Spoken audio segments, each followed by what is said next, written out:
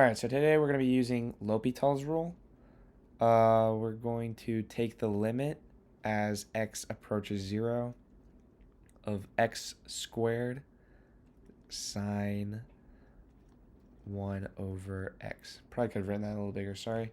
Okay, first we need to know when we can use L'Hopitals Rule. We can only use L'Hopitals Rule when we are evaluating an indeterminate function. So let's say limit as x approaches 0 of 1 over x. When we plug 0 in, we get 1 over 0, which is indeterminate. And the function that we have right here, when we plug 0 in, we get 0 squared times sine 1 over 0, which we can't evaluate because it's indeterminate. So we have to turn this function into a function that we can apply L'Hopitals rule to. So we need to get a function over a function, because L'Hopitals rule is limit as x approaches a of f of x over g of x, and that's limit as x approaches a of f prime of x over g prime of x.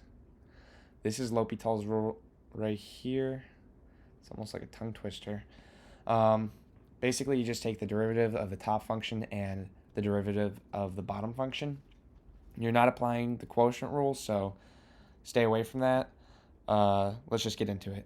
So limit as x approaches 0, and in order to turn this into something over something, we're going to move x squared to the bottom, to the denominator. So we'll have sine 1 over x over x, and then we have to turn the exponent negative to move it to the bottom. So it's x to the power of negative 2. So that's the first step. Now we take the derivative of the top and the derivative of the bottom.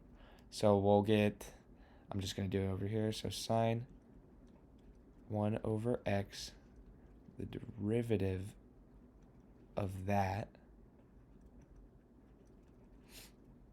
equals outside times inside, because we're going to apply the chain rule.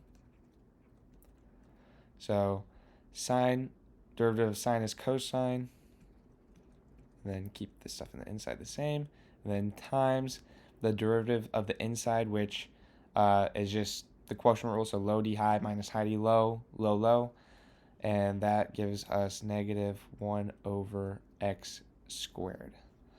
Okay, that's the top. I could write that a little better. And then the bottom is the derivative of x to the power of negative 2, which, very easy, that's just negative 2x to the power of negative 3. Okay, so now we just simplify this. We take cosine 1 over x times negative 1 over x squared over negative 2x to the power of negative 3.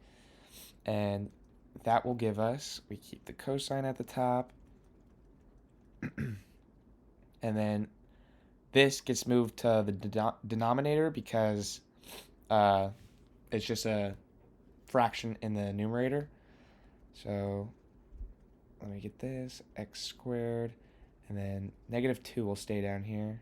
So I'm just going to do this because we'll simplify once more, or kind of clean it up. And then x to the power of negative 3 is going to get moved to the top. So x to the power of 3, because we're going to turn that back into a non-negative exponent. And we'll get, I'm going to bring this over here, x cubed cosine 1 over x over negative 2x squared. And as you can see, we can simplify this once more. We can get rid of the x squared, and we can turn that to x to the power of 1, which would make this oh, I'm sorry. Yeah, x to the power of 1, which would make this x times cosine 1 over x over negative 2. And I totally left out this negative right here. So these negatives actually cancel out.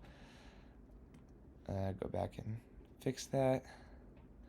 And that will, I guess, simplify once more to x cosine 1 over x over 2.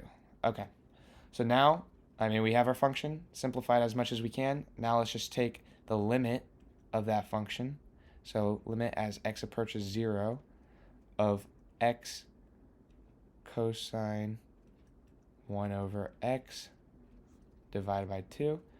And that's going to give us 0 times cosine, we can just assume that's just 0, or just nothing, whatever. So 0 times 1, because cosine 0 is 1, over 2, which gives us, I can do 0 over 2, which gives us 0.